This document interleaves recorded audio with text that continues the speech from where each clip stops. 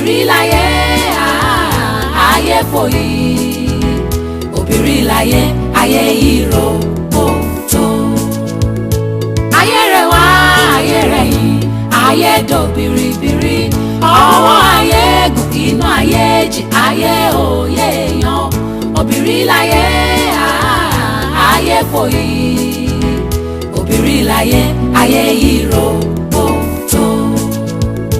orí mo gbé wáyé ẹlẹ́dàá bá ń ṣọ́ àyànmọ́ mi mọ̀rímọ̀ mi pé kí n má ṣìrìn kórí mi máa bàjẹ́ òye. ayé rẹ̀ wá ayé rẹ̀ yìí ayé dò biribiri ọwọ́ ayé gùn inú ayé jì ayé òye èèyàn obìnrin láyé ayé fòyí obìnrin láyé ayé ìró òtó. ìbẹ̀rẹ̀ ayé ọwọ́ ẹ ló wà ìwọ lólùkù ohun gbogbo ẹni ń gbáyé kò mọ̀ dí ayé elédùwà ìwọ nìkan ló mọ̀ o. ayé rẹ̀ wá ayé rẹ̀ yìí ayé dò biribiri ọwọ́ ayé gùn inú ayé jì ayé òye èèyàn obìnrin láyé ayé fòyí obìnrin láyé ayé ìró òtó.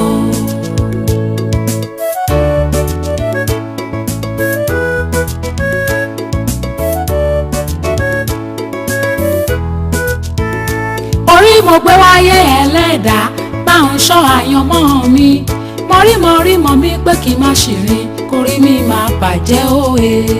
ayé rẹ̀ wá ayé rẹ̀ yìí ayé dò biribiri ọwọ́ ayé gùn inú ayé jì ayé òye èèyàn obìnrin láyé ayé fòyí obìnrin láyé ayé ìró òtó.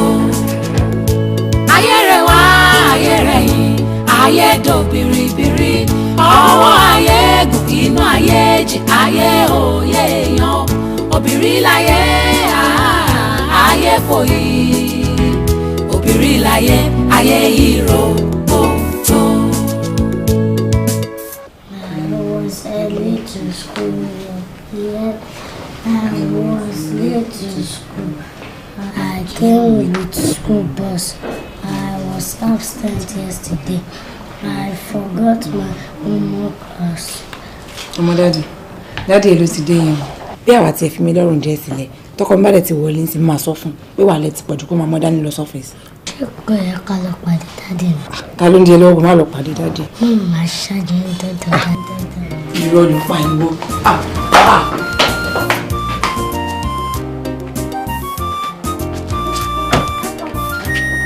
Ayọ̀mídé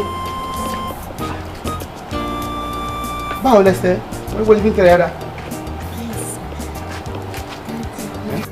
I can see that.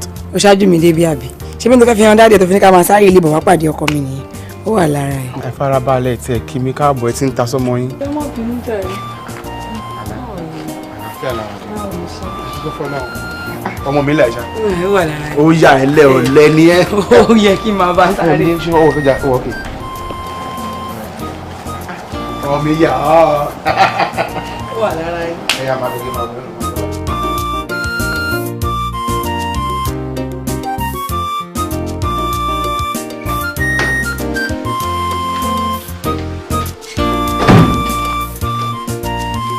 ṣùgbọ́n ìgbà tí mo sọ sí nípa ọ̀tọ̀ ẹni nípa ìjọ ṣùgbọ́n báyìí ṣe yá sí. ìdí á ní kó má sọ̀rọ̀ bẹ́ẹ̀ ó kàn fẹ́ síkì ni. ṣòro frankly speaking sickness tó ń wọ yẹn ó máa ń wà psychological nígbà mi ìgbà mi tí yóò bá rí ìtọ́jú á sick tí yóò bá tún rí ìtọ́jú jù gbà mí á tún sick yes ṣé ọmọ nǹkan tí mi ṣe ń school ni so mo mọ nǹkan tí mo ń sọ. nígbà tó mọ̀ pé psychologist ni o ṣe máa practice ẹ̀ o ṣiṣẹ́ pé káràkátà business ni o ṣe káàkiri. ọ̀nà gbọ́dọ̀ tó ń lọ náà nìyẹn nísìnyí sórí kátàkárà yẹn tí mo ń ṣe ń sìn ó ti jẹ́ mi lọ́wọ́ láti kékeré nǹkan tí mo ṣe rìn láyò nígbà tí mo dàgbà nìyẹn but mo ṣe psychology ní school fún degree mi ni mo dẹ̀ mọ̀ nípa mo mọ̀ dájúdájú so tí bá ń sọ̀rọ̀ mo nǹkan tí mo ń sọ. Mr. Psychologist àti gbọ́ ẹ ṣe.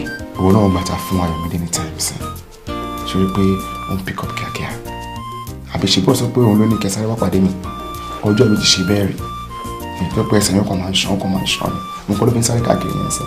mi ò notice ẹ̀ àmọ́ kí ni mo fẹ́ ṣe sí kí la fẹ́ ṣe sí ọmọ tó yẹ kẹ́ bí a mo wà ní leave ni. mi lè ní time fún tó pọ̀ tó bẹ́ẹ̀ yẹn you know as a medical doctor ṣé mi wà demanding ìwọ fúnra rẹ̀ dẹ̀ ní òkè gbogbo ìwọ náà máa ń busy gbogbo ìlú náà rọ kò tẹ̀ dánìkan wà láàrin inú ilé ìgbà bí òun ní kó wà ní boarding school. Because ìgbà tí mo rí ẹ̀ teacher wọn náà ó suggest ó ní ó máa pay ẹ̀ kó jẹ́ the student because kò kí ń wà lábẹ́ láàrin àwọn peers ẹ̀.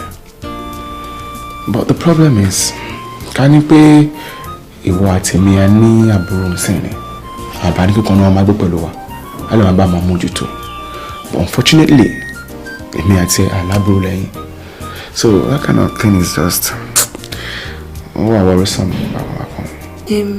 my dear mo ń ro kinní kan bóyá kí n lọ sọ fún mọ́mì mi kọ́ wọn bá wa gbé alẹ́ ìsìngbà tí dáàdì ti kú àwọn nìkan ló ń dá nìkan gbé gbogbo ibẹ̀ kò sẹ́nì kankan pẹ̀lú wọn.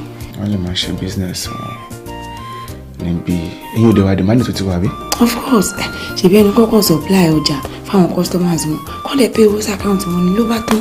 ok dènà wọn bá máa mú táyọ̀ dé good idea nìyẹn tó bá gbà o. anyway tí màá fi convince my very sure kó máa gbà.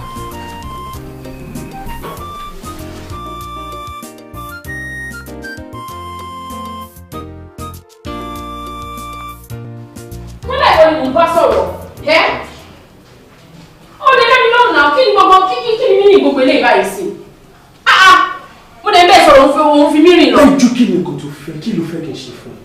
a ní mi lè dá sú mi lè má dá ṣe gbogbo nǹkan nù léyìí ó ti sú mi n fẹ́ ọmọ ọ̀dọ́ nù léyìí n fẹ́ ọmọ ọ̀dọ́ o. ok kí n bẹ gẹ́ẹ̀tì ọmọ tí wàá tún máa treat àbí. ti gbọ́ mi ní máa treat ẹ̀. listen Péjú nǹkan tó bá máa mú mi gẹ́ẹ̀tì ọmọ ọ̀dọ̀ fún ẹ máa fún ẹ láwọn conditions kan tó yẹ pé o gbọ́dọ̀ meet up with. ok kí làwọn conditions náà. number one o gbọ́dọ̀ jẹ́ ẹni tó mature as in 18 years and above. 2 wàá kọ undertakings fún mi pé o ní máa treat ẹ.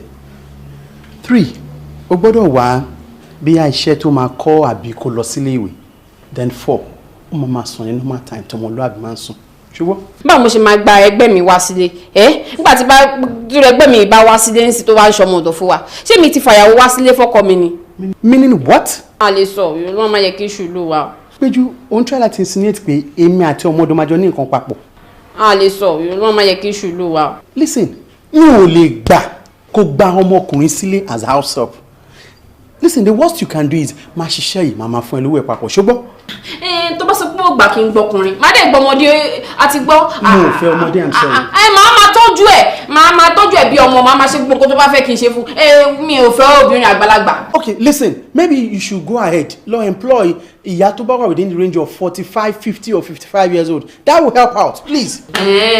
kọ́ bá lè sọlé ọmọ mi kí n má lè ráyè bímọ kọ́ lọ́mọ ọmọ tí wọ́n wá kó wá fẹ́ fún ẹ àbí bẹ́ẹ̀ kọ́ ó ṣe gan ṣo ti gbọ́ àti gbọ́ àgbọ̀mọdé ara ran lọ skul àá máa tọ́ bí ọmọ ṣíkẹ̀nà bọ̀ èmi fọ́mọ ọ̀dọ̀ ó tán.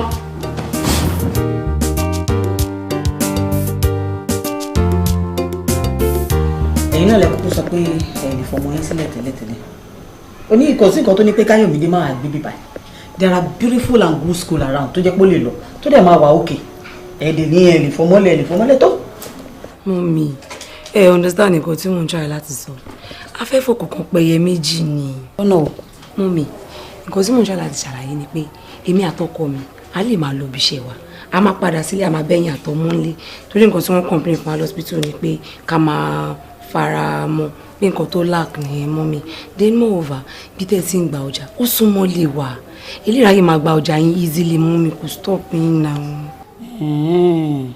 nǹkan tẹ́ ń try láti sọ́nsìn ni wípé kémi máa ṣe nání fún yín tẹ́yìn bá ti lọ síbi iṣẹ́ tí yín tẹ́ ti lọ tẹ́ bá ti ń dé kémi máa wà lé kémi máa tọ́jú Ayọ̀mídé ẹ ṣe kúkú lọ gbọ́mọ ọ̀dọ̀.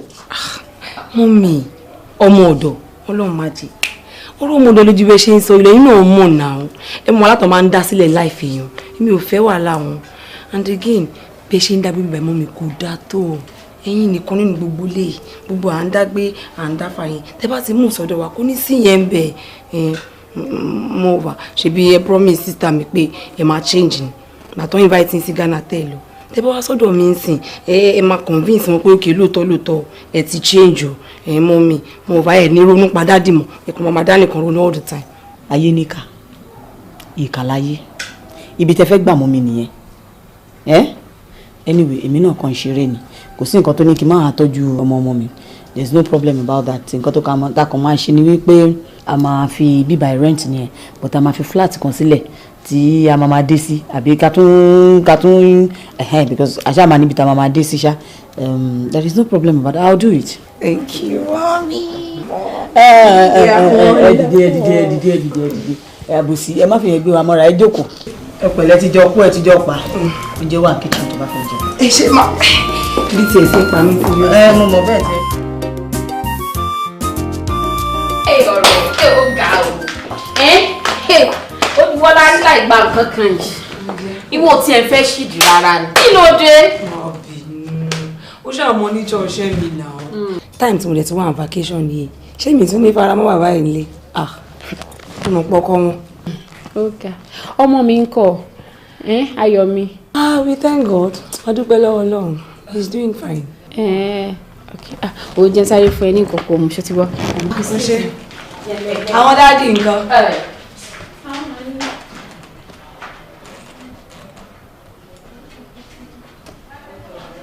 pẹ̀lẹ́ lè bẹ̀rẹ̀ ara sún tébùlù báyìí.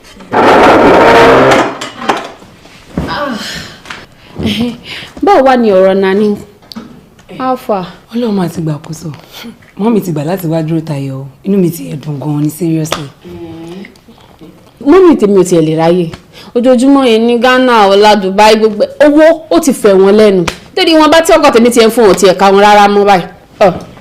wọ́n ní lọ́kọ̀ọ́ tí bọ́dẹ̀ ti sọ fún bàbá yìí pé kó jẹ́ ká ṣe kí ni o ká gbọ́ ọmọ ọ̀dọ̀ sílé a tún ní kinní kan òun ò fọkùnrin o obìnrin lòún fẹ́ o àgbàlagbà. ní sùúrù with time ẹ máa rí ètò dáa ìwọ take time Ọlọ́run á pèsè ètò dáa fún yín lágbára Ọlọ́run. àmú ti gbọ́ ó ṣáà máa fi wàhálà pẹ̀ mí. that reminds me torí ẹ̀gàn ni mo ṣe wá ṣé wọ́n ti pè ẹ́. àwọn wo ni ẹ. wọ́n gbọ́ pé fẹ́ ṣe old students reunion kan ṣáá. ó tó ni wọ́n ti pè mí ṣé wọ́n máa wá ráyè bá ìwọ tó jẹ́ pé ojoojúmọ́ ló ń busy. máa wá time náà ni àbí máa ṣáà láti rearrange ara mi kí n lè ráyè lọ àbí kí ló fẹ́ o. happy ẹ̀ tó bá lè lọ àti ẹ̀ lè fi opportunity yẹn ráwọn ọ̀rẹ́ wa tó ti pẹ́. àbí iṣẹ́ wa all the time ni kò sáyè fún mi láti ṣe. wà á kọ́ wọ́n yà kọ́ that first line yes what is this. My name is Ayomide. So you write it. Yes. You are a good boy. Good boy. And how old are you? 8 years. Good boy. Yeah, my father's name is. What's your dad's name? My dad's name is Eniola Williams. Eniola Williams. Write it. Good boy. You see, I don't even have to bother myself so much. Oh yeah, you're a good boy. Oh yeah, right. What's your mother's name? Moya Williams. Oh, love you, boy. I'll put it down. Good boy. How old are you? I am 8 years old. Good boy. Now, okay, this one you have to write. Oh, I love my grandmother. Okay.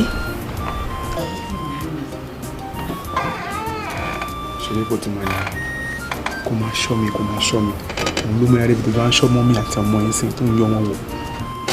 Oh serious kí ló bá ti bá ṣọ́ mọ́ mi àtọmọ kí ló bá dì mí. kò sí nǹkan tó bá dì mí bẹ́ẹ̀ kò fẹ́ mọ̀ pé kí ló wá pa ẹlẹ́rìn tó ṣe yọ wọn tó tún rẹ̀ nìyẹn kí ló pa ẹlẹ́rìn bẹ́ẹ̀. inú mi kàn ń dùn lónìí ìdíbò kò ń ṣe báyìí ìtẹ̀ ṣe lórí èmi kan ni mò ń kọ́ I'm so happy. kí ni báàgì ń sọ̀rọ̀ báyìí màmá tó tọ́ tó fi dàgbà báyìí ni wọ́n wá ń lè mú ìdùnnú jáde láti ara ọmọ kékeré. What are you saying? nǹkan tẹ́rù ti fi bà mí mú ni pé tí n bá rí zoom ní iṣẹ́ ǹsìn ọkàn mi balẹ̀ pé kò ní fún wa ní any problem at least. at all problem bá o fi grandma lẹ kó tọ́jú ọmọ wọn ìwọ náà wà lọ tọ́jú mi ṣé ní tọ́jú èmi.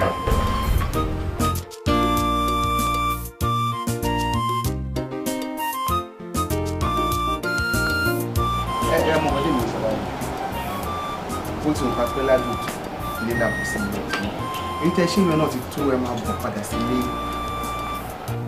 ààrẹ náà rí pé mo rí sọ ó tọ́ ni because èmi rò pé bóyá bẹ́ ṣe súnmọ́ra yín yẹn ló ń jẹ́ kó rí ọmọbìnrin tó máa gbóná bó ṣe ń rí yín yẹn so tẹ bá fi àyè lẹ̀ tí distance bá wà láàrin ẹ̀yin àti ẹ̀ bóyá nǹkan tó ṣe yẹn á rọ̀ lára ẹ̀. of course ṣe rí oyè tó sọ bẹ́ẹ̀ ni ọ̀bọ̀ màá sì sọ sà ẹ ti ro kunkun lẹ̀kẹ́ tó gbẹ̀pà sí yes káyọ̀ sọ pé fẹ́ remarry ni sà ṣe bí ẹ ti wọ́n ọmọ Yorùbá tó yẹ pé ó níbi oníran ó lókun dì tó bá bẹ̀rẹ̀ sí máa ṣe palapàla báyìí àwọn tí ilé àpè pé wá arábìnrin wọ́n tí ọmọ ẹni tó ń ṣe o wọ́n á ti pè bọ̀ wọ́n á ti lò ó fún un mọ̀ wọ́n ẹni tẹ́ pé ẹ lọ fọ́kátá ta ló fẹ́ bá sọ̀rọ̀ tó máa gbọ́ ṣáà tó pé àdéhùn 15 16 17 wọ́n ti ń kó lábẹ́ òwò àwọn òbí wọ́n ti ń dágbé wọ́n ti wà independent ṣáà yẹn náà máa sọ pé máa jókòó tí máa bá ṣèkínní kan kí ló fẹ́ gbọ́ kò lè gbọ́ náà dà ọ̀rọ̀. ok sàtẹ́ bá ṣe inú mi á dùn ilé làbọ̀ sí mi oko alright dad ẹ ṣé gan ni I'm expecting ṣe gbọ́ alright sir alright máa jíṣẹ́. ọmọ àti bàbá ẹ my dear. ilé wa rí sẹ́ màá rẹ́ jọ̀rọ̀ gan-an. kí ni kò máa bù mí. bí kí o ṣe máa bù kí ni o máa kéré báyìí mi ì ṣàfẹ́. wọ́n lè pò jẹ́ ìbẹ̀ bù sí. àwọn ẹ̀kọ́ kékeré òun tèmi lọ́rùn ńláńlá ni orí mi ńláńlá ni. ó wà lára ẹ̀. yes. yeah mo ní good news fine. dáàdì ti gbà láti padà wá sílé finally. what a relief. in fact inú mi dùn ó mọ ẹsìn fún wọn wàhálà jù wàhálà mọ́kátà yẹn ti pọ̀ jù. ó pọ̀ jù àbọ̀ pọ̀ jù. mo lè sọ fún wọn gbà yẹn but ọmọ mi ní kí ló mọ̀ experience ló ní ìrírí ayé ẹ wọ́n bá mi fà ń gbà yẹn.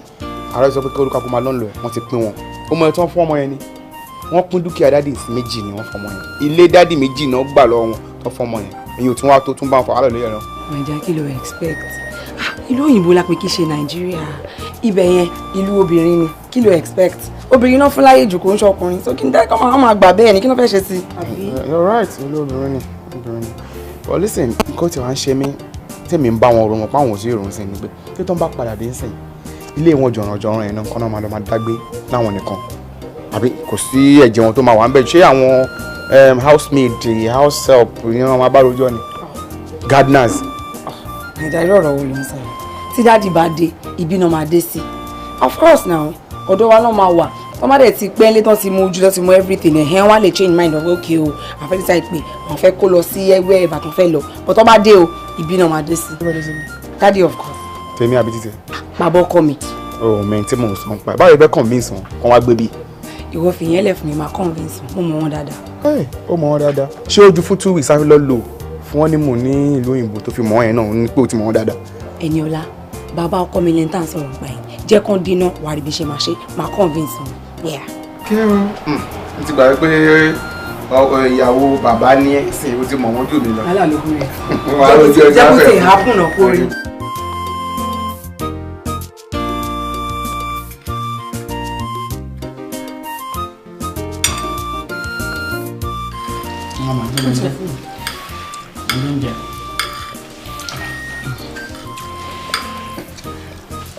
Grandma, mo rí pé ń gbádùn tọ́kì yẹn débi tẹ́tí ló sán egun ẹ̀. adùn tọ́kì inú egungun ẹ̀ ló wà. And another thing is there's calcium in the bone and it's good for the tooth. Grandma mi ló ní pé egungun da láti kékeré náà ti fẹ́ egungun kọ́ wa so we eat bone. No more grandma. Mommy. Mama give me bone. Give you what? Ó lè jẹ egungun wá kàn educate ẹni pé kó má fi egun rẹ̀ láhán tàbí kó gé rẹ̀ létí jẹ́bi tó ti ń jẹ́. Ayọ̀mídóyá. Grandma jẹ́ kí mi náà. Ìwọ náà tún fẹ́ egungun. Why not if not? Tèmi ló máa wá gbà ní wa ní kíyàwó ẹ̀ fún ẹ légungun. Àmì lèmi lélẹ̀. So má gbàgbé fún mi ní turkey bone. Tèmi náà need calcium. Àwọn kọ́kọ́ tó máa ń wà nínú egungun tó ẹgbẹ́ tí wọ́n bá fà á. Oh my God. Oh my God. Ẹyin ò máa wá dùn yẹn. Ẹyẹ tún ṣe science fair jáde. Ló ń tọ́lú mẹ́rin. So finally wọ́n ti gbà láti padà wálé o. That's good news. So ìgbà wa ló ń bọ̀. Ìyẹn ni mi ti mọ̀ ọ́nà bọ̀ wọ́n náà máa pè mí lọ́la ya láti jẹ́ kí n mọ̀ bóyá end of this month ni or early next month. That's nice. Ẹni tó bá dẹ̀ mọ̀ nǹkan tí mò ń rò á mọ̀ pé ó lágbára gan. Actually mo ń pa àwọn proposals ta submit s'Abuja and àwọn DJs kankan they were able to make it to your wedding nígbà tó ṣe wedding mo dẹ̀ mọ̀ pé through daddy's connection is coming back home with really purpose.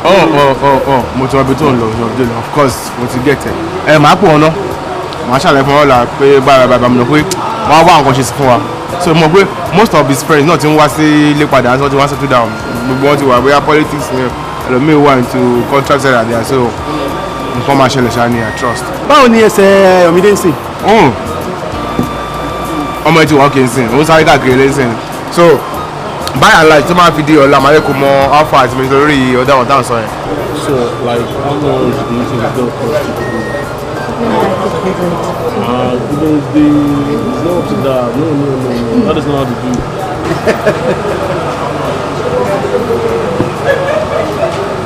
So do that for you. Bóyá tí wọ́n fi di ọ̀túnla I'll let you know how far it's lórí ẹ̀.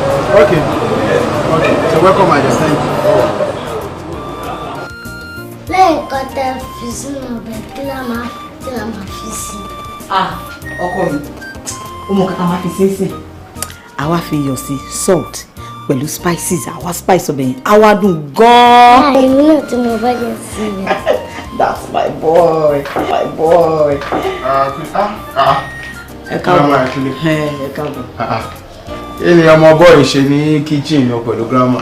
àjọṣe látàárọ̀ ni. irọ́ ni o. dáadáa wá jọ oúnjẹ yẹn ó dùn gan-an.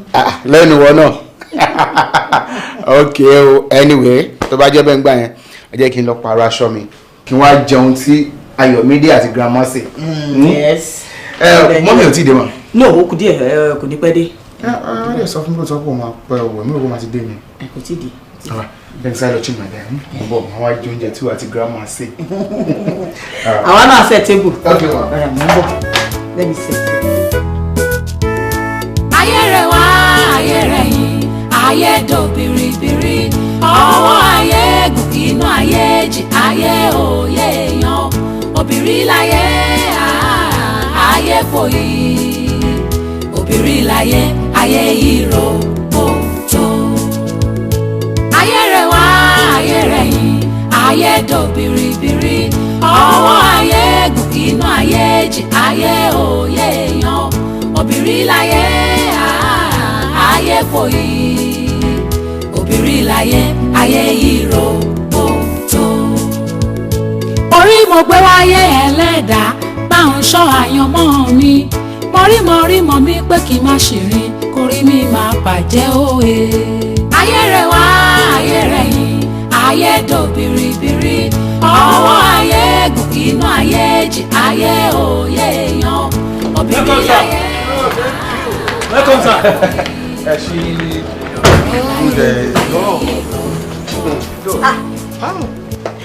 ẹ káàbọ̀ ẹ kú àtàárọ̀ ẹ lẹ́kújọ́ mẹ́ta. Yes, ma. Mo rò pé mo báyàwó ẹ sọ̀rọ̀ lórí fóònù tó sọ pé òun wà níbi iṣẹ́ or something. Yes, ó wà níbi iṣẹ́. yeah ṣé kò sí. Well,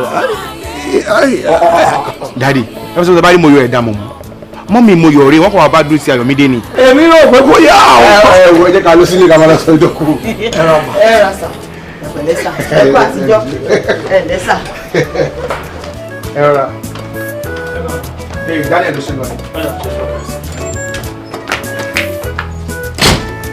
orí mo gbé wáyé ẹlẹ́dàá bá ń ṣọ́ àyànmọ́ mi mọ̀rímọ̀ mi pé kí n má ṣìrìn kórí mi máa bàjẹ́ òye. ẹ kú jókòó sà. ayé rẹ̀ wá ayé rẹ̀ yìí ayé dò biribiri Thank you very ọwọ́ ayé inú èèyàn ti pẹ́ lu òyìnbó bet àwọn kọ́kọ́ wà nù ìwà àti ẹwà Yorùbá tí wọ́n ti miss. Ìwà àpọ́nlé pọ̀ níwà Yorùbá náà mo dé ta ìdẹ́nsì ẹ̀ tí yóò fà mí lọ́mọ. You're welcome sà. ṣé ní kò tiẹ̀ sí àpọ́nlé tó tó pé kálejò máa bọ̀ láti ta kẹ́yàn fún lómi tútù mu. ká balẹ̀. ọ̀gá o ẹni ẹ ṣe kò ní grandma. Daddy inú mi dùn pọ̀ wọ́n wà around because ká ní tèmi ni èmi ti fẹ́ gbé bright jáde àbí whisky àbí kọ́ bẹ̀rẹ̀ àlejò lọ. àwọn ọmọ ọ̀sìn ọmọ gbogbo àwọn àkọlẹ̀ sórí tó bá jẹ́ pé nílùú òkè nílùú tiwa ni omi àmú ni màá bù fún yín á ti tutù mínímíní tó yẹ pé tẹ bá mú báyìí ọkàn yín á kàn balẹ̀ ni. Omi àmù. Oh yes. Omi tó wà nú àmù. Yes. Àmù tó máa ń rìn mọ́lẹ̀. Yeah. Full of tanwiji. Ọgbọ́n náà ò bínú sí tí ọba sọ ti inú ẹ̀ ẹjọ́ mi ò ní lè mú because typhoid ni.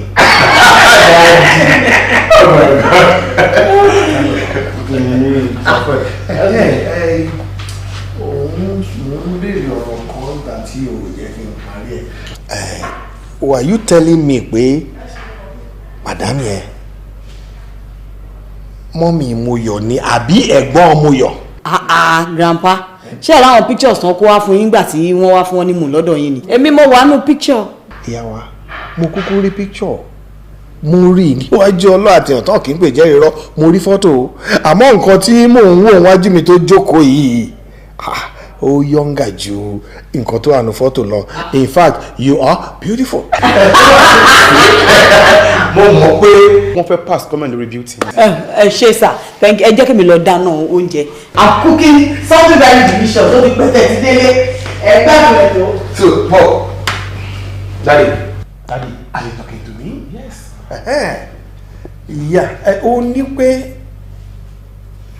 mọ́mì Moyọ̀ ni wọ́n. Yeah. In-laws house has to be revisited. Okay, before. Did I say it out? Gone. Àpò àmì rò. Báwo ni ṣe wọ́n ju ọ̀rọ̀ woman ní sí náà?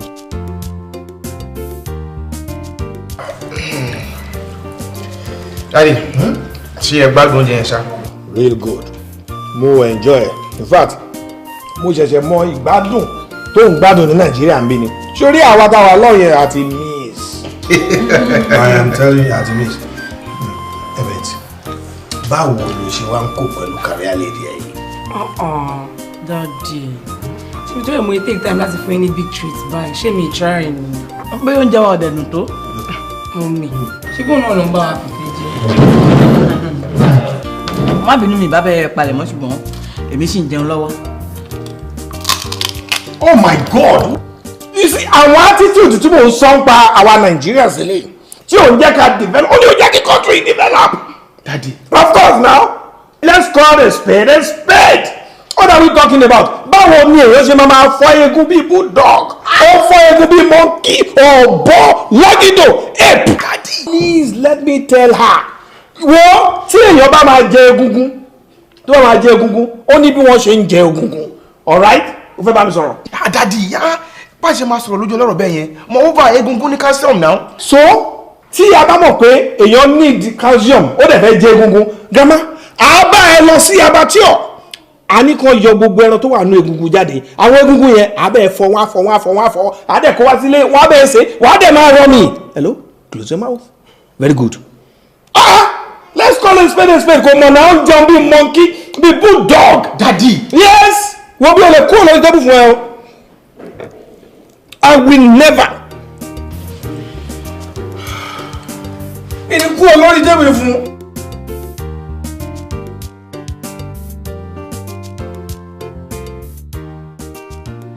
Daddy. So, ẹ ti rí gbogbo ìtọ́ ọmọ ilé ìlú. Our marriage is very. This is good. Our marriage. Thank you. This is not management. Ẹ jẹ́ ká bọ̀ náà lọ́hùn mọ́ra. Ilé ti kú management. This is good. I'm proud of you, son. Management, kẹ. Yeah, you're doing well. Thank you, sir. Thank you, sir. Yeah, Daddy, ká tó go further. Kí ni kí wọ́n fa iṣẹ́ omi ni àbí tea? Look, boy, I am happy already. Inú mi dùn. So just give me water to drink. Omi? Yes. All right. 1 second, sir.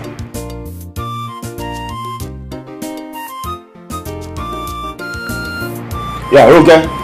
Let me go more from Daddy Joe. Proud of you. Yeah, come in.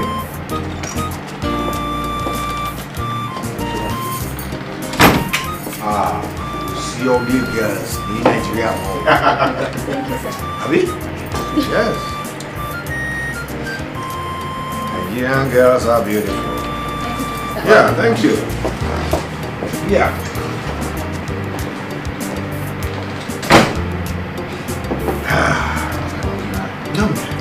No. So daddy, newspaper ti rí ibi tí ara manage wọn ẹ ti láti sàlẹ̀ dókè lé nǹkan tí mo fẹ́ béèrè lọ́wọ́ yín ni pé báwo ni kọ́sìnkọ́ tó ń wìn nínú la ṣe lè establish iléeṣẹ́ wa náà nílò òyìnbó lọ́hùn àmì pẹ̀lú express ní lọ́hùn ẹ mọ̀ pé ẹ máa put me through easily. Ẹ̀míọ́lá sir before brother man ò ní problem rárá. lóòótọ́. Yes, you are a citizen. Ibẹ̀ ni mo bí ẹ sí now.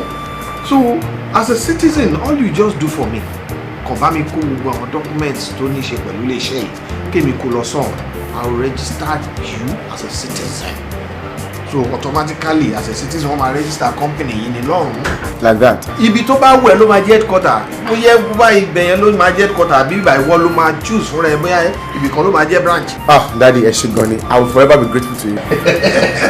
ẹ ṣé gan rọ bí ẹ̀kọ́.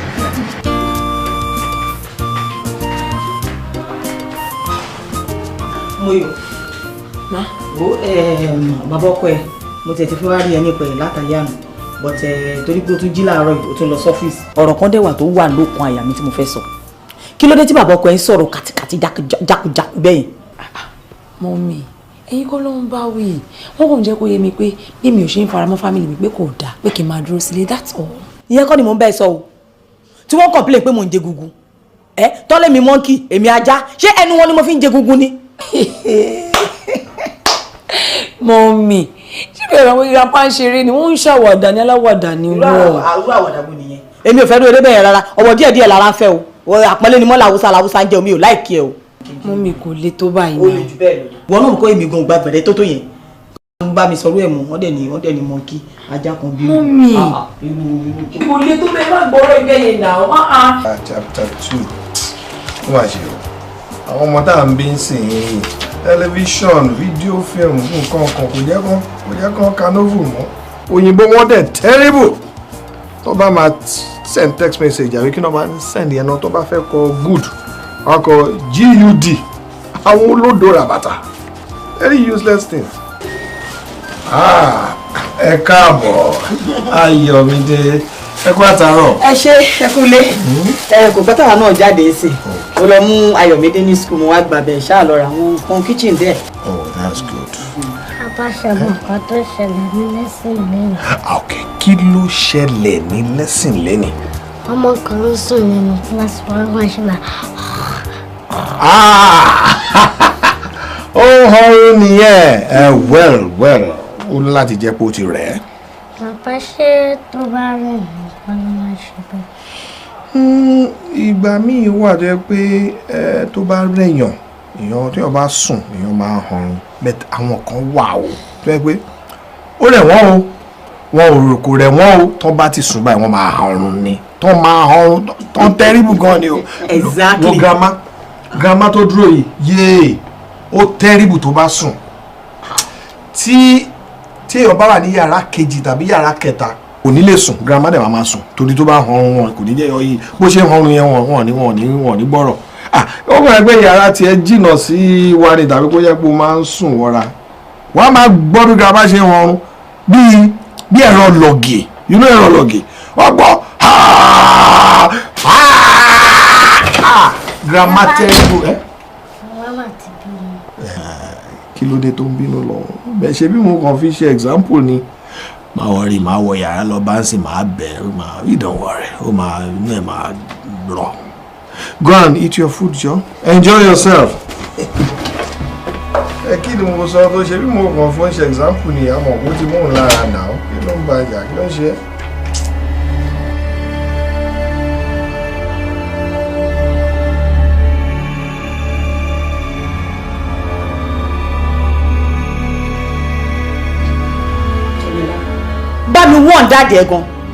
bá mi wọ́n dáàdì ẹ̀ gan ni o wàá bá mi wọ́n wọn gidigidi gan ni.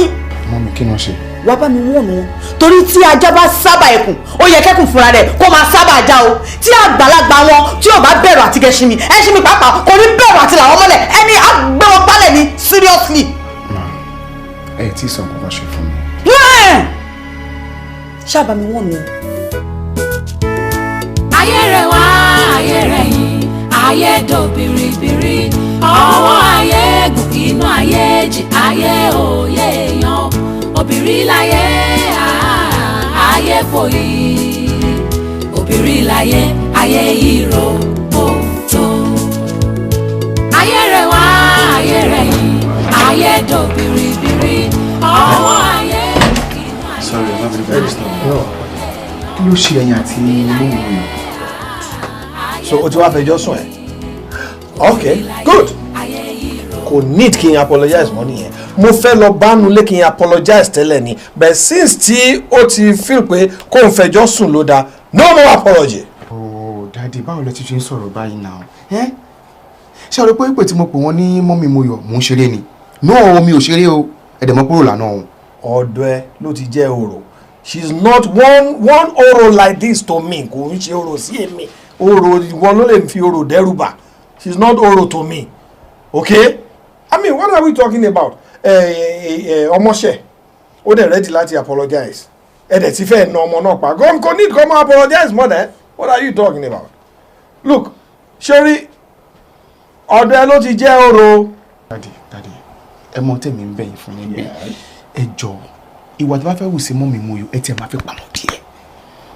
Okay, good. Èmi náà wá fẹ́ rán iṣẹ́ kan sí. Bẹ̀tì sí o lè má lè jíṣẹ́ torí oro ní sí ẹ. O ti sọ pé oro ní oro lànà for you. O ní lè jíṣẹ́. Ṣé wàá rí iṣẹ́ yẹn o lè fi rán ọmọ ẹ̀ kó yọ sọ fún, okay? O lè má jẹ́ oro sí ọmọ tiẹ̀. Habit tí èèyàn bá ní tí o dẹ̀ fẹ́ kí àwọn èèyàn máa sọ nípa ẹ̀ irú habit bẹ́ẹ̀ yẹn èèyàn ní máa ṣe lójú àwọn èèyàn torí àwọn èèyàn ò lè rí kan máa sọ. Okay? Ṣé mi ò pariwo mọ́ grandma náà mi ò parọ́ mọ́ alẹ́ èèyàn ń họrun ó máa ń họrun náà mo sọ pé èèyàn máa ń dún bí ẹ̀rọ lọ́ọ̀kì. And I know what I'm talking about. I know what I'm talking about. Ó ní kó mú habit yẹn kó bẹ̀rẹ̀ ẹ̀ máa. Ọ̀hún. Torí mi láàkì bí dáàdì mi ṣe ń ṣe kò tẹ̀ mọ́ rárá. Kí ló dé náà? Wọn ò lè rí bẹ́ẹ̀ tẹ́lẹ̀. Báwọn méjì ń gbébi káta ń dọ̀gbé gan, ó ti pọ̀ jù, ó ti fẹ́ sú èmi gan. Bọ̀ mọ́mì ni mo rí bá wẹ̀ o. Yes now, because ṣé dáàdì bá ti react tó bá bí e fún ni, ṣé kí mọ́mì náà máa sọ̀rọ̀, ṣé bí káwọn dákẹ́ kán ní sùúrù kan fi ṣoṣù ni. Èèyàn oníyàá ló ń lẹ́nu. Báwo ṣe ń sọ̀rọ̀ báyìí? Ṣé nǹkan tí bàbá tèmi ṣe ń lò dání? Tó pé nǹkan tí màmí náà bá ṣe gbogbo la máa wá fọ́ọ̀tì lára a máa ṣe nǹkan báyìí fọ́ọ̀tì la máa wá kọ́ṣílẹ̀ fọ́ọ̀tì la máa wá. Èèyàn lówó wà láyé ìtọ́pọ̀ náà ní tẹ̀ lọ́wọ́ kò sí náà èèyàn máa ní láti máa cohabit ní náà o kò lè máa sọ pé bí ẹni ẹlẹ́ni kò kàn máa victimize káàkiri nílé àgùntàn ni ẹ tó níwò tó bá lè dógìrì o náà fight back náà á gé ẹ jẹ. ọkàn mi ti blame daddy still I'm very sure pé nǹkan tó happen sí wọn lamẹ́ríkà yẹn bí wọ́n kàn máa behave bọ́n ṣe ń behave yẹn. sòyìn lọ mi lóbìnrin tó dìrì pẹ̀lú lamẹ́ríkà dá mi lónà ṣé mọ́mì ló dé pẹ̀lú lamẹ́ríkà ni àbí ṣé àwọn òmùfẹ́ amẹ́ríkà pẹ̀lú ọ̀rọ̀ olóbìnrin dé àwọn bó ṣe lọ mẹ́ obìnrin tó dẹ̀ bímọ fún wọn rè ṣé òkú wọn ti máa expect pé ó lè dé pẹ̀lú àwọn anytime.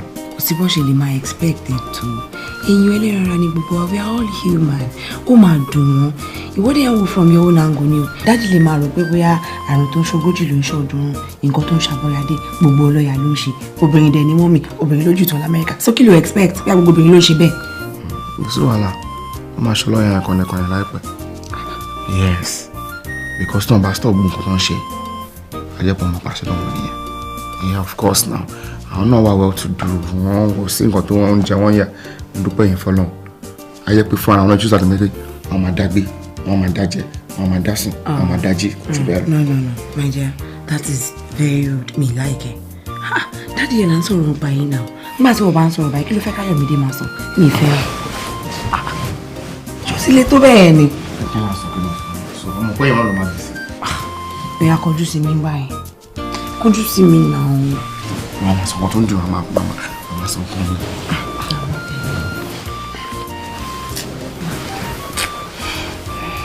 nǹkan tí mò ń bá ẹ sọ náà nìyẹn Àbújá lèmi wà báyìí sí ìgbà tó ti sọ pé ọjà yẹn máa jáde lẹ́nu ni mo ṣe ti pè é ni mo tún gbà tí o ò gbé bo send test yípe kò lè bá a rí wàá lè bá mi send owó yẹn wàá lè bá mi send owó yẹn náà Àbújá ni mo ti ń bẹ sọ̀rọ̀ bí mo ṣe ń sọ̀rọ̀ yìí no so that tó bá send owó yẹn mi á lè gbà what I want to do now ni wípé èmi fẹ́ wọnú bank so I will go and wait for you in the bank wà á lè send owó yẹn bẹ̀ yẹn so èmi á lè receive ẹ̀ ń bíbà màá lè parí gbogbo transaction yẹn kí n tó kó l'Abuja lọ́la. Yes no mi ò lè máa lọ kí n máa bọ̀ lẹ́kọ̀ọ́ máa para Abuja para kíní o let's do everything kí n tó kó l'Abuja jọ yes màá kó l'Abuja lọ́la alright then o ṣe káàbọ̀. ẹ kúlẹ̀ grandma ẹ pẹ̀lẹ́ grandma ẹ kúlẹ̀ o ẹ jọ̀ọ́ ẹ má bínú fún nǹkan tí mo fẹ́ béèrè yìí o torí àwọn nǹkan kan wà tí ó ń tètè yé mi tí ó bọ́dẹ̀ wọ́n dẹ̀ ní oníbèrè kì í ṣìnà ẹ jọ̀ọ́ Èkó láwà yìí ní àbíbàdàn àbí Àbújá. ṣé ti business tí mo ṣe àánú báwa ṣe ń ṣe business wa ń bí báyìí nìyẹn. grandma ẹ dẹ̀ ń parọ́ effortlessly ẹ ń parọ́ bígbà tí òun fi ẹran jẹ̀kọ́ ní inú ilé tí ọmọdé wà irú kí ẹ̀kọ́ wo ni ẹ rò pé à ń kọ́ irú ọmọ bẹ́ẹ̀ grandma at your age. Grandpa is not like that.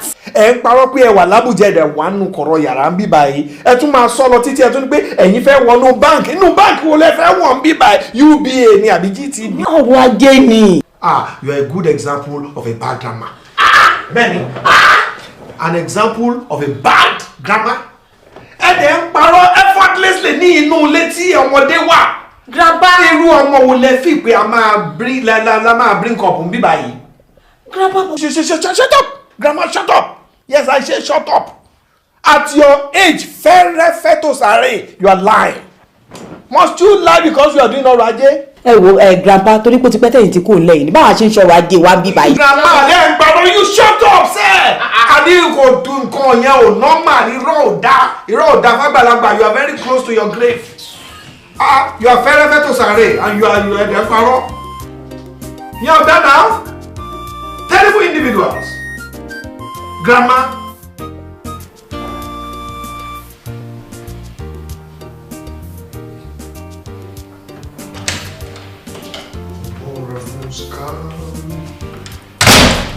Our grandma is a fine grandma. Grandma, mo wá apologize ni fún àwọn utterances mi níbẹ̀ lẹ́ẹ̀kan ó dàbí mo wà too harsh and inú yín ò dùn sí so I'm sorry. ó mọ̀ ẹ́ pé mi ò expect pé àkí àgbàlagbà máa parọ́ you know at your age ìyẹn ló kàn dùn mí bẹ́ẹ̀ tó wáyé pé ẹ like it I'm sorry okay. ẹ wo grandpa nǹkan tó ṣẹlẹ̀ ni wípé ṣe rí àwọn business kan wà a máa need láti sọ àwọn ọ̀rọ̀ bẹ́ẹ̀ yẹn lẹ́ẹ̀kọ̀ọ̀kan ẹni yìí àjọṣe business kó dẹ̀ fún mi lọ́wọ́ mi kò dẹ̀ fún mi lọ́wọ́ mi ọjà dẹ̀ wà ń bẹ̀ tí mo fẹ́ gbà mí ò rówó fi rọjà so I just had to just put up something ipò kejì máa sọ fún pé mo wà l'Abuja á lè kan lára wípé òun ò máa ní jẹ́ kí ìyá ìlọ jókòó sí Abuja kẹ that was why I had to come up with that kò ṣe pé bóyá èmi náà mọ̀ mo kàn fẹ́ máa parọ́ ní at this my age ló máa wù mí pé kémi náà máa parọ́ ni. well èmi ò mọ̀ pé ọgbọ́n lẹ̀ ń dá sí i nílò pé irọ́ lẹ̀ ń pa ni bóyá ká ní explain fún mi dáadáa ká ní èmi fi ara balẹ̀ gbọ́ explanation yín bóyá mi ò ní rò pé irọ́ lẹ̀ ń pa I'm sorry. ẹ wo grandpa. grandpa. oh grandma. ẹ wo lemọ́lemọ́ yín ti wá ń pọ̀ jù lórí wípé kí n jókòó kí n má mọ̀ jókòó tí n bá dúró mi ò ní mọ̀ dúró ìyí tó tiẹ̀ máa wá dùn mí jù nú ẹ̀ ní wípé kí n máa wá rìn kẹ́ gbọ́ pé kankan dún kẹ́ ní sóni. grandma I said I am sorry ẹ jẹ́ ká gbàgbé ẹ̀ look tí a bá jà tá a bá tètè parí ẹ̀ ìgbà wo la fẹ́ jà míì tá tún máa parí ẹ̀ tá tún máa jà míì tá tún máa parí ẹ̀ míì bílẹ̀ ayé ṣe lọ nìyẹn okay grandma smile good beautiful grandma mo ń rò pé ká ní ó possible kí ó yẹ kó jẹ ti ready. àmàlà ló wà pẹ̀lú ewédú kò sí gbẹ̀gìrì o. black amala without gbẹ̀gìrì. ok èmi ti ẹ̀dẹ̀ ń rò pé tá a bá rí iyán aláfọwọ́gùn àti ọbẹ̀ ẹ̀gúsí ìyẹn tí ó bá ní wà stressful. ó wà stressful. wà stressful. a máa manage àmàlà yẹn bẹ́ẹ̀. ẹ fẹ́ sọ fún mi pé kí n máa lọ sí dining. máa lọ sí dining. okay thank you.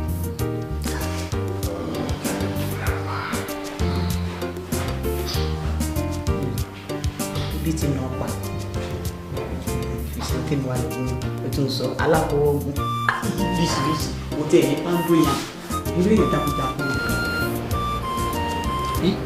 mi ò ṣe ní bínú ó dùn mí gan because you're always talking about my integrity as a woman and ó máa ń dùn mí o òun lèmi ṣe wò wípé kóníkálùkù máa lọ́ndọ̀ ẹ̀ kẹ́yìn wà láàyè yín kémi náà wà láàyè mi ṣebí tí mo bá gún yín lẹ máa ní pé wọ́n gún yín tàbí tí mo bá kọlù yín lẹ máa ní mo kọlù yín lèmi ṣe fi yín sílẹ̀ kẹ́ máa bá ti yín lọ báyìí kémi náà máa bá tèmi lọ. Anyway, lẹ́ẹ̀kan sí ẹ má bínú, I'm very sorry. Ṣé mo rí nǹkan bẹ́ẹ̀?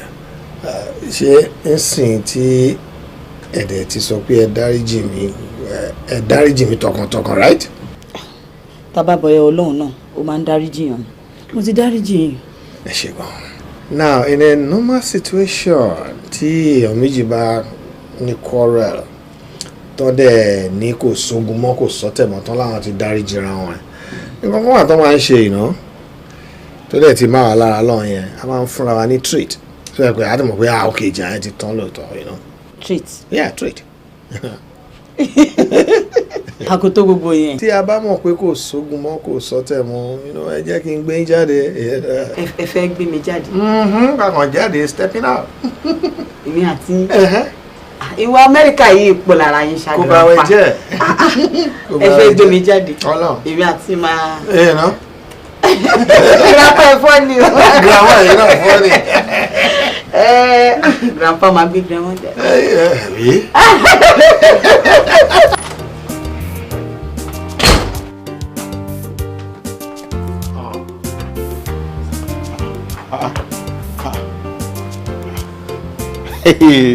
Níbo ni bàbá àti màmá ti ń bọ̀ tẹ́ẹ̀dì kákàdì kúkú yìí? Ṣé ó bad ni kí grandpa àti grandma gbéra wọn jáde? No, kò sí nǹkan tó bad o. Very good. Anyway, ṣe bá wàá ra nǹkan bọ̀ ṣá? Ìgbà wo lẹ́dí kókó ta wá ra nǹkan bọ̀ wá fún yín? Ọmọ la jẹ́ ẹ̀ láti ra bàbá káàbọ̀ ọmọ kúlé wá fáwà. So ìwọ àti Moyọ̀ ti wá di ọmọ pínpínpín tí wọ́n ń ra biskit àti sweet bọ̀ wá fún láti ta. Of course ọmọ la jẹ́ sí yín náà ọmọ la jẹ́ sí yín àbí kò sí bọ́mọ ṣe ìdàgbà tó lọ́dọ̀ àwọn òbí ẹ̀ ọmọ ṣe ni. Àwa ò ra nǹkan kan bọ̀ fẹ́yìn. Good. A lọ ní nice time ni. That's it. Shall we? Yes, please.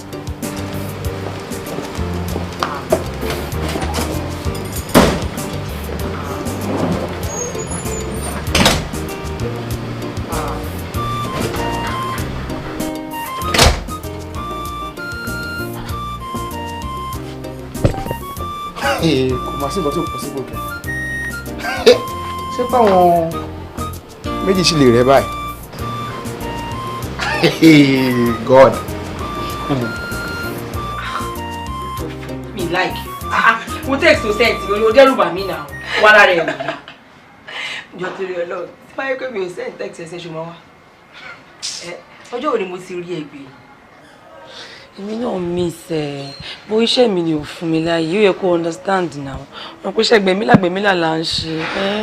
Ó ń ṣòjòrò dẹ̀ mọ́ bẹ́ẹ̀ káyí pọ́dọ̀ pé jù ní gbogbo ìgbà ló máa ń lọ síbẹ̀ gbogbo àlẹ́ ń ríra ṣé tó pé mi ò lówó àbí wá àbádọ́ mi kó dáa wọ́n máa dé ṣùgbọ́n mi ò rí Ọlọ́run ń bọ̀ iṣẹ́ mi ni ò fún mi ní time oats tí mo dẹ̀ méèkì ni pé àmọ́ máa tọ́jú àwọn ohun ṣé màá ní mi ṣe mọ́ ni.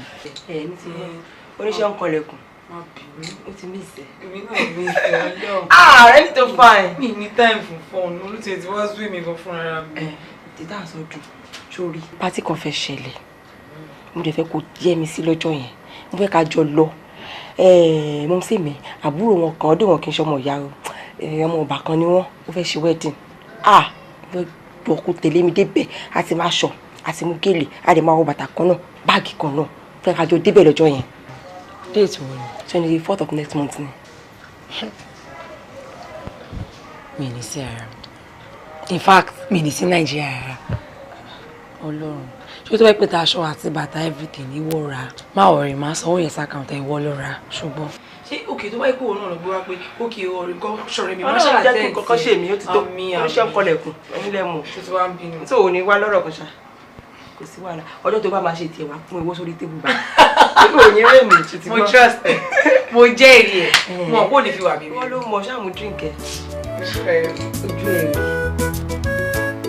gbàgbọ́ wọn mi gbà.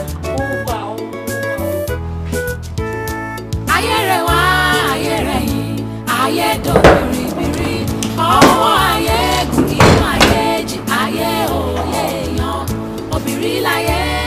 Grandpa. Grandpa. Wọ́n náà lọ́dẹ̀ ní kí n bá wọn gbé omi wá. Ọ̀rọ̀ tájọ́ wá ń sọ ń kọ́ sí. Dídí mi náà dẹ̀ ń dùn pẹ̀lú. Obìnrin láyé ayé kò yí. Obìnrin láyé ayé yìí ro tó. Orí mo gbé wáyé ẹlẹ́dàá bá ń ṣọ́ àyànmọ́ mi. Mọ̀rímọ̀ mi pé kí n má ṣìrìn kórí mi máa bàjẹ́ òye. Ayé rẹ̀ wá ayé rẹ̀ yìí ayé dò biribiri. Ọwọ́ ayé gùn inú ayé jì ayé òye èèyàn. Obìnrin láyé ayé kò yí. Obìnrin láyé ayé yìí ro tó. Ìbẹ̀rẹ̀ ayé ọwọ́ ẹ ló wà ìwọ lólùkù ohun gbogbo. Ẹni ń gbáyé kò mọ̀ dí ayé Elédùwà ìwọ nìkan ló mọ̀ o. Ayé rẹ̀ wá ayé rẹ̀ yìí ayé dò biribiri. Ọwọ́ ayé gùn inú ayé jì ayé òye èèyàn. Obìnrin láyé ayé kò yí. Obìnrin láyé ayé yìí ro No, kí ló funny now. Anyway, inú mi máa ń dùn tí bá rí lójoojúmọ́ torí ẹ máa ń fresh sí ni ẹ máa ń dàgbà mọ́ ìkéré. Ó ní secret bẹ́ẹ̀ mi ní sọ fún ẹ. Why? Sọ fún ẹ. Bàbá ń lo àjídèwé ni. See, àjídèwé. That's my dad. Wọ́n ẹ̀ṣẹ̀ wá gbà ọ̀rọ̀ àwọn àgbàlagbà ni. Wọ́n sábà ti rí àgbàlagbà tó bá ń look younger. Ó ń lo àjídèwé. Bẹ́ẹ̀ni. So, daddy. Blow that by. See, this little boy is moving on. To where? Mi ní sọ yẹn fún ẹ. Bẹ́ẹ̀ mo ṣáwọn pé mi ò lọ jìnnà, mi ò dẹ̀ ní pẹ́ dé. Whatever tí n bá ṣe lọ́hùn, ìwọ̀n jẹ́ erase ẹ̀, you fill in the gap. Wow. That is it. Okay, ẹ má pẹ́ ṣá. Bye. Let's go there. I trust my daddy. Alright, we good though. Yeah. Alright. Alright, sir. Mọ̀rímọ̀ mi pé kí n má ṣìrìn kórí mi máa bàjẹ́ òye. Ayé rẹ̀ wá ayé rẹ̀ yìí ayé dò biribiri. Ọwọ́ ayé gùn inú ayé jì ayé òye èèyàn. Obìnrin láyé ayé kò yí. Obìnrin láyé ayé yìí ro tó. The best grandma kí lè léyìí. Wọ́n máa tó àga wọn yín dáadáa bẹ́ẹ̀. Ṣé ẹ bínú pé mo pẹ́ díẹ̀? Mi ò lè bínú. Ẹ má bínú. Ohun tó ṣẹlẹ̀ ni pé mo ń láti delay torí àwọn ọmọ wa tá a fi sílé yẹn bí wọ́n ṣe ń ṣojú these days kò yé mi. Mo ń láti jẹ́ pé kẹ́yìn jáde kí n jókòó sílé for some time kí mi tó jáde kán bàbá fura pé bóyá ibì kan náà ni àjọ ń bọ̀ torí ẹ̀ mo ṣọ́ra fi ara sin sílé díẹ̀ so don't be angry. Mi ò bínú, mi ò lè bínú àtọ but grandpa ṣé ẹ rò pé nǹkan tí à ń ṣe yóò bójú mu ṣá. Grandma kí ló dé tó yẹ pé mo ń take 2 steps forward you are taking 1 step backward no a lè move dada bẹ́ẹ̀ yẹn kí ni nǹkan tá à ń ṣe tí ò dáa I feel for you you feel for me kò sí nǹkan tó wrong nínú tá à ń ṣe nítorí wà important ni pé ǹjẹ́ inú mi dùn sí nǹkan tí mo ń ṣe yìí or ǹjẹ́ inú grandma dùn sí nǹkan tí grandma ṣe for as long as we are happy kò sí nǹkan kan tó wrong níbẹ̀ ṣé ìtòrí ẹ̀ lẹ́gbẹ̀ẹ́ pé ká má sọnù lé pé ká má sọnù yàrá ọ̀dọ̀ mi. Mi ò ní fẹ́ ká sọ̀rọ̀ yẹn nínú ilé because ojúlala kan fi ń ṣọ́rí ṣé mo á di pé ká máa sọ̀rọ̀ kárakára ṣé mo that one thing will lead to the other ṣé mo. nǹkan tí ò ti ṣẹlẹ̀ rí kò ti ṣẹlẹ̀ ni kò ti happen ni alright n tó bá máa ṣẹlẹ̀ ẹ jẹ́ kó ṣẹlẹ̀. nǹkan tí à ń ṣe bóyá ó dáa àbí ò dáa kọ́ ló mátà ǹjẹ́ àwa láìkí nǹkan tó ń ṣẹlẹ̀ ní life wa. ẹ jẹ́ kí àṣẹ Ọlọ́run ṣẹ nílé ayé àwa méjèèjì n tó wà important ni pé I love you you love me okay.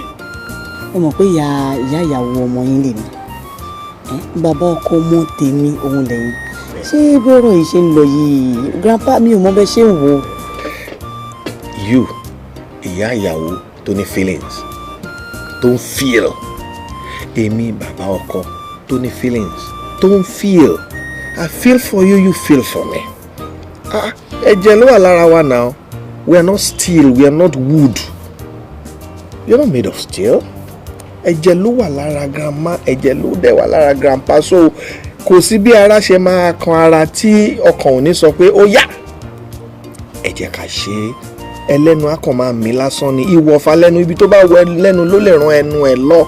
Nítorí wà important ni pé you love me and I love you. Ẹ wo Africa ń bí láti ń ka gbogbo nonsense kún ọ. Òyìnbó ọ̀rọ̀ èèyàn ń ṣẹ́. They will do it. Nítorí wà important ni pé àwọn ní feelings fúnra wọn wá dẹ̀ ṣe wọ́n á ṣe lu grass wọ́n á ṣe láàrin flower. I'm telling you, ọ̀rọ̀ èèyàn ṣẹ́ àwa la máa ń ro pé culture tradition ò fẹ́ bẹ́ẹ̀ kíníkan kò sí nǹkan tí ó lè ṣẹlẹ̀. I love you. Okay? That's it.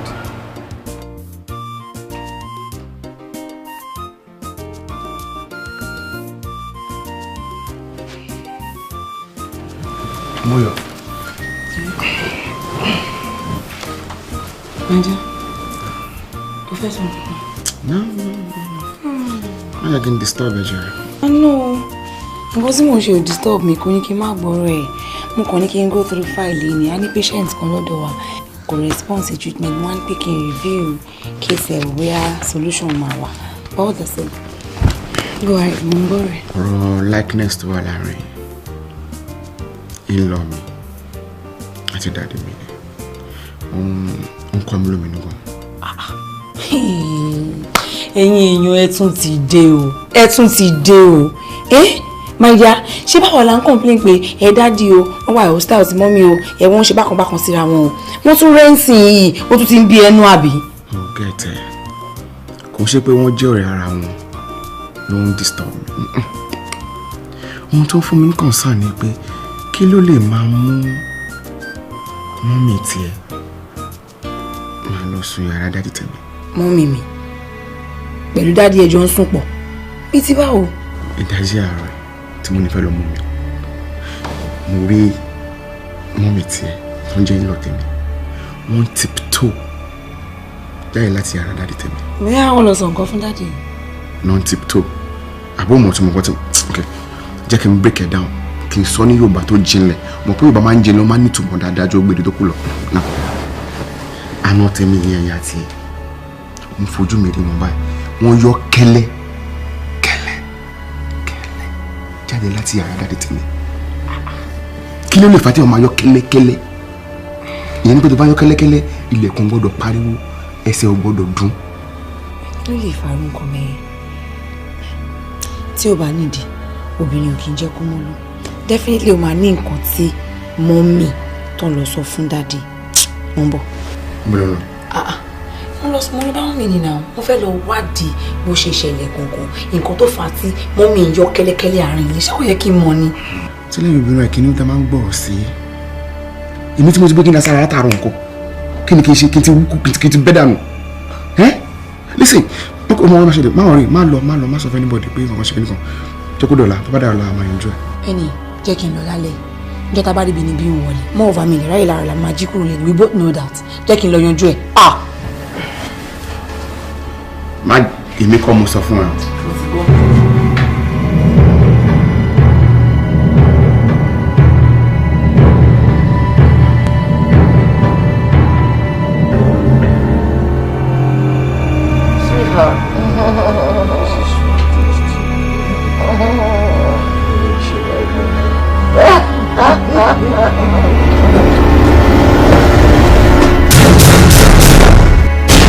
Mommy! Grandpa! Ayé rẹ̀ wá, ayé rẹ̀ yìí, ayé dò bìrìbìrì, ọwọ́ ayé gùn inú ayé jì, ayé òye èèyàn, obìnrin láyé, ayé fòyí, obìnrin láyé, ayé ìró òtó.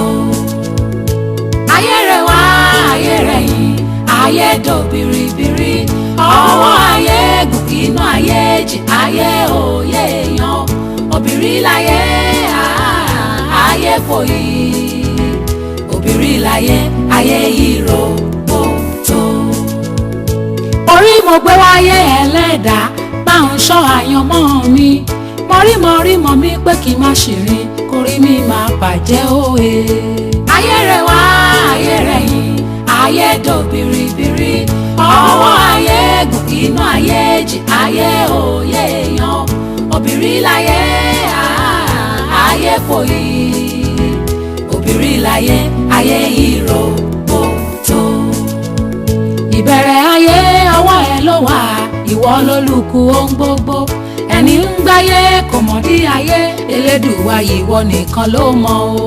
ayé rẹ̀ wá ayé rẹ̀ yìí ayé dò biribiri ọwọ́ ayé gùn inú ayé jì ayé òye èèyàn obìnrin láyé ayé fòyí obìnrin láyé ayé ìròbòtò.